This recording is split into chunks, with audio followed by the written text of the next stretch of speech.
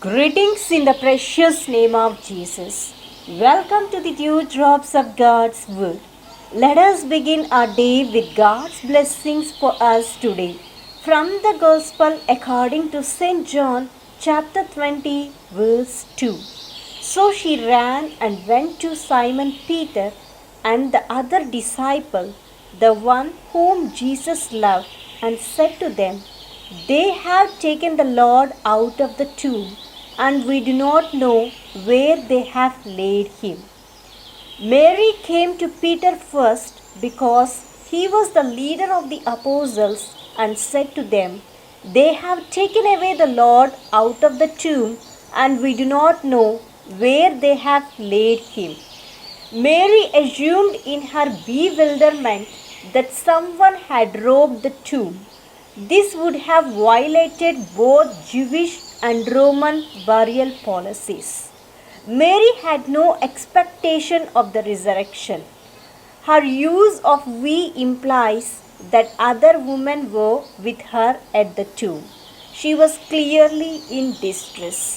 The manifestation of Jesus to Mary Magdalene teaches us to not to give up. How many times in our life in which everything disintegrates?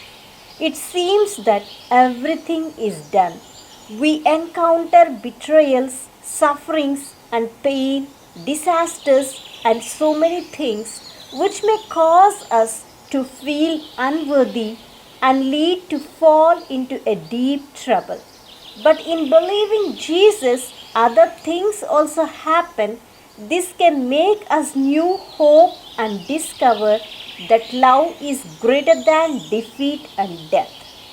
Mary may have had a problematic past, but she also had a great love for the Lord, and her past sins did not disqualify her from being the first person recorded in Scripture to see the risen Lord Jesus Christ in person.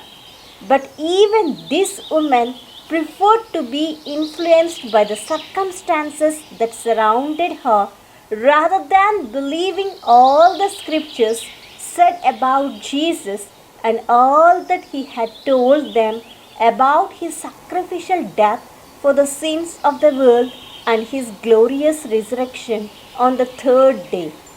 Mary's love for Jesus is something about which we rejoice greatly. Love for our Lord and love for others is the new and better commandment that Christ has given to all who are saved by grace through faith in Him. But I wonder how different things would have been if Mary and other disciples had lived through those 3 days expectantly waiting for Christ's prophesied resurrection from the dead, just as he had told them beforehand. May our own personal love for the Lord grow and develop and increase with every passing day, but may we also take to heart all that is written within the Word of God, trust all that He has told us, and live our lives by faith in His Word and not by the circumstances that surrounds us. Let us say a small prayer. Abba Father, thank you for speaking to me through your holy word.